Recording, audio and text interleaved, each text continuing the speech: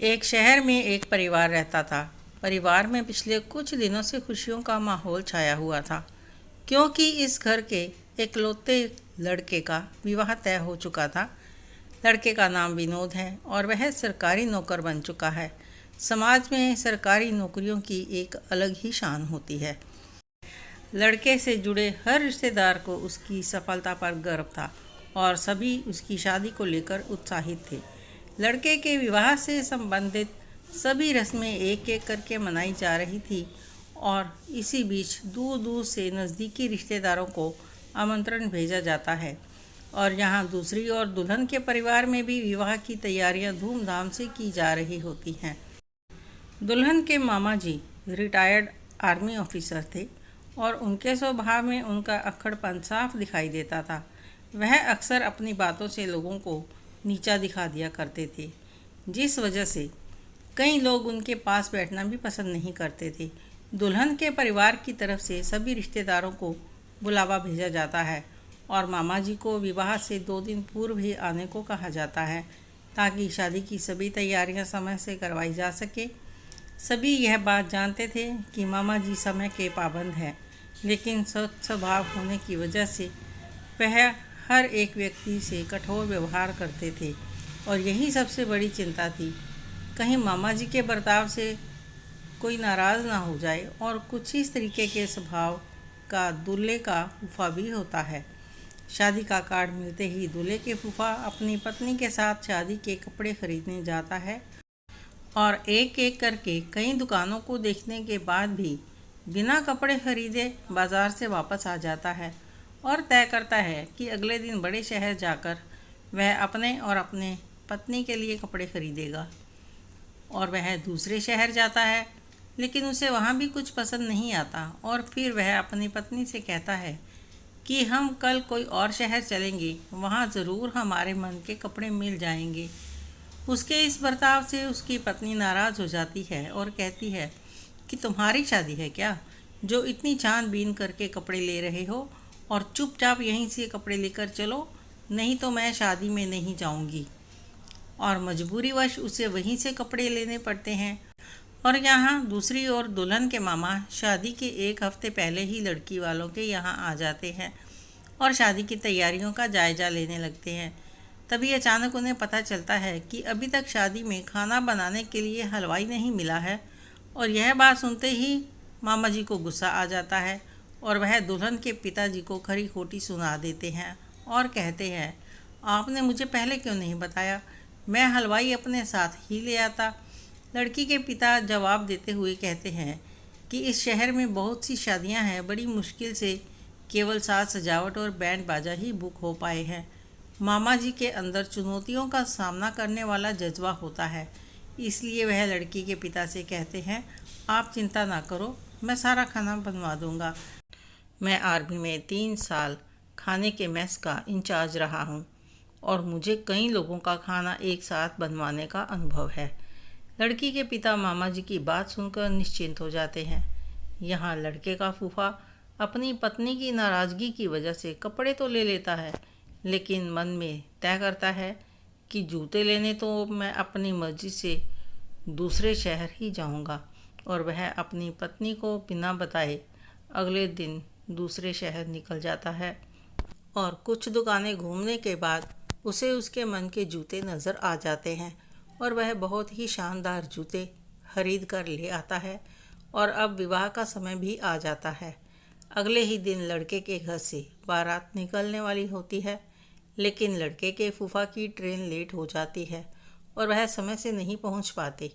मजबूरी में लड़के वालों को बारात निकालनी ही पड़ती है। और जैसे ही लड़के का फूफा पहुंचता है, बारात निकल चुकी होती है। दरअसल यात्रा के दौरान इनके मोबाइल में नेटवर्क भी नहीं होता, इसलिए वह अपने विलंब की सूचना नहीं दे पाए थे। लेकिन बारात उन्हें लिए बिना ही चली गई थी और इस बात से वह बहुत नाराज़ हो जाते हैं।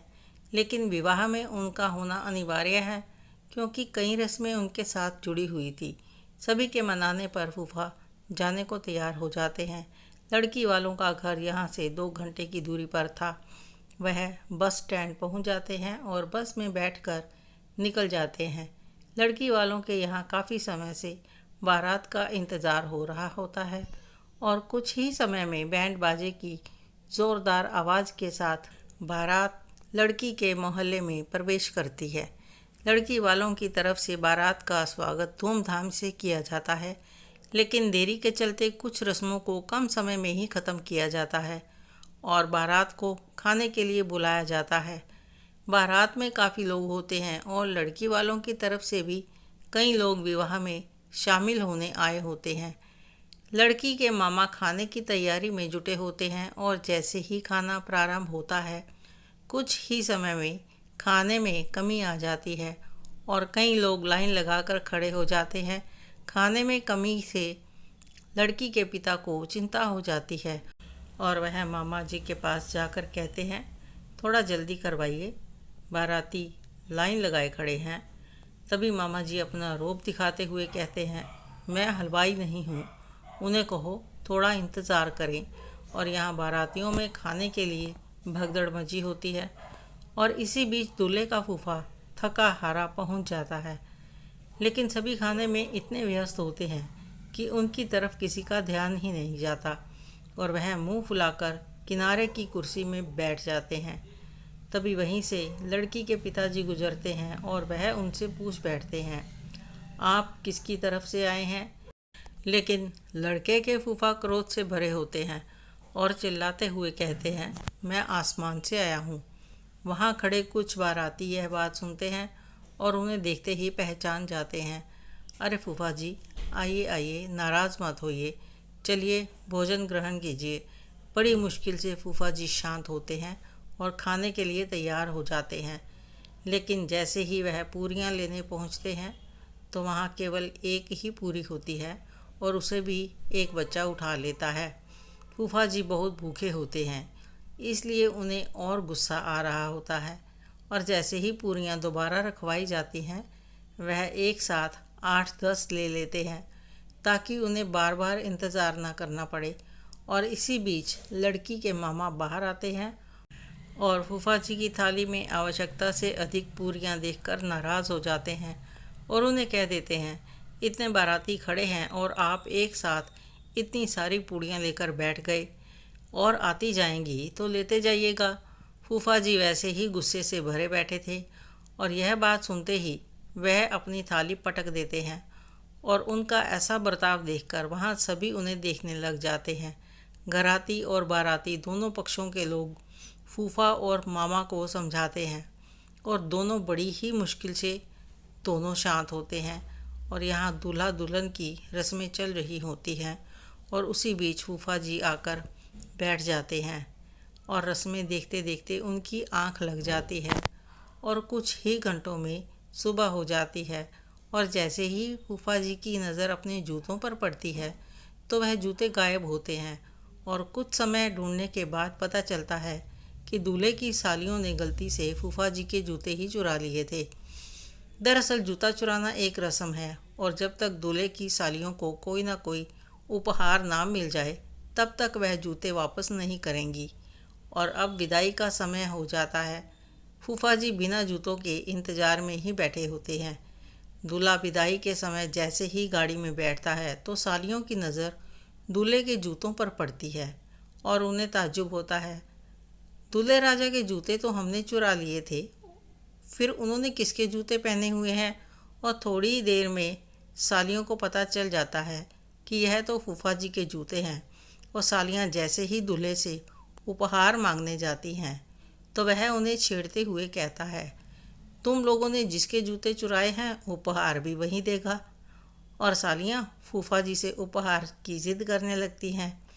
रात भर से फूफा जी वैसे ही नाराज़ होते हैं और उपहार देने की बात सुनकर बिना जूतों के ही पैदल चलने लगते हैं और उन्हें पैदल जाता देख दूल्हा दुल्हन के परिवार के लोग उनके पीछे उन्हें समझाने के लिए भागने लगते हैं। फूफा जी आगे आगे और बाराती पीछे पीछे। पूरा मोहल्ला इस दृश्य को देखकर हंसने के लिए मजबूर हो गया था। तभी लड़की के पिता ने फूफा जी के सामने हाथ जोड़ते हुए कहा, आप तो बड़े हैं, समझदार हैं, नादानी में हमसे कुछ भूल हुई हो तो हमें क्षमा करें और फूफा जी जल्दी से अपने जूते लेकर पहन लेते हैं। लड़के के पिताजी फूफा जी को दूल्हे की कार में बैठने का प्रस्ताव रखते हैं और उनकी यह बात सुनते ही वह लपक कर कार के अंदर घुसकर बैठ जाते हैं और इसी के साथ बारात दुल्हन को लेकर रवाना हो जाती है। यह कहानी आपको कैसी लगी कमेंट करके ज़रूर बताएं। अच्छी लगी हो तो लाइक करें, शेयर करें, सब्सक्राइब ज़रूर करें। धन्यवाद।